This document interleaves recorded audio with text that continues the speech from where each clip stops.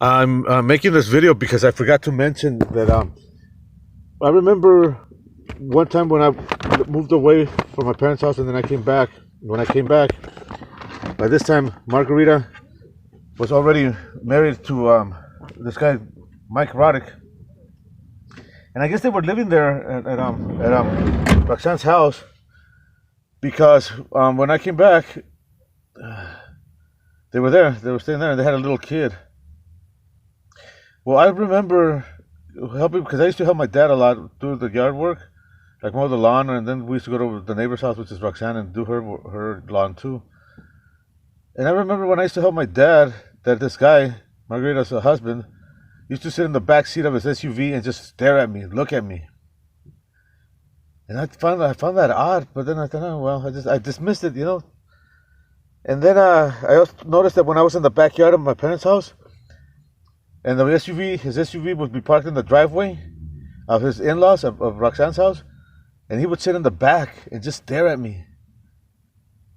And I found that creepy, but I don't know, you know, I dismissed it again. Now I realized that this guy was already planning my destruction way back then. We're talking about years ago, 6, 7 years ago, something like that. I don't remember exactly how many years ago, but it was one of the times that I came back to my parents' house to live with them and I remember I remember at the beginning of this telling people that this guy's a psychopath. This guy's a psychopath. He's definitely a psychopath. I mean, I didn't do nothing to this guy, and he already was planning on killing me.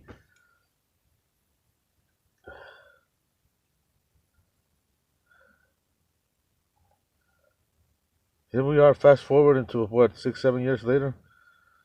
I'm I'm scared. You know, who wouldn't be if they're gonna kill you? I went to see a psychiatrist like 2 days ago. As a matter of fact, I lost my prescription to my. She gave me some prescriptions because I used to see a psychiatrist before, and I told her the story, and she wrote everything down. I don't know what she's gonna do with the story, but she wrote everything down, and on 3 weeks from yesterday that I saw her, the psychiatrist, I gotta go back. I can't find my medication paper though, but I told her that because I wanted her to tell me if it's real or not, and I believe it is. So only time will tell. The problem with I know it, as a matter of fact, I know it is real. The only reason I can't prove it is because these guys are trained to watch us without us ever realizing that they're watching us. So obviously it's hard. Mike Roddick knows it's hard for me to prove. That's why he says it's not true. It's not true, but it's true. But he knows that because they're trained for that, to make it to where we can't. I mean, that's his job. That's his profession. He's a professional at what he does. You know. Of course, he's not going to leave any evidence for me to be able to prove that what he's doing to me. This guy is so fucking evil, man. It's unbelievable, unfucking believable. But you know, what can I do? I'm a nobody. I'm just a homeless guy. And this guy's gonna destroy me. He's gonna kill me and get away with my murder. Who knows how many?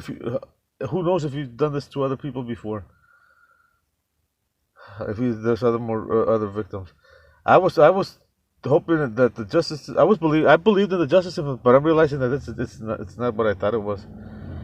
This guy's gonna get away with my murder, and he's gonna live happily ever after. Well, I'm gonna be, you know, gone.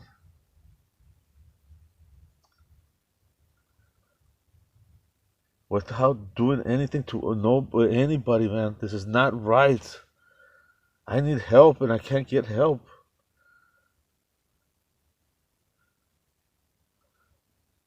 I've been to the police, I don't know how many times, and they don't believe me. Anyway, I just thought I'd mention that because I'm scared and he's gonna kill me.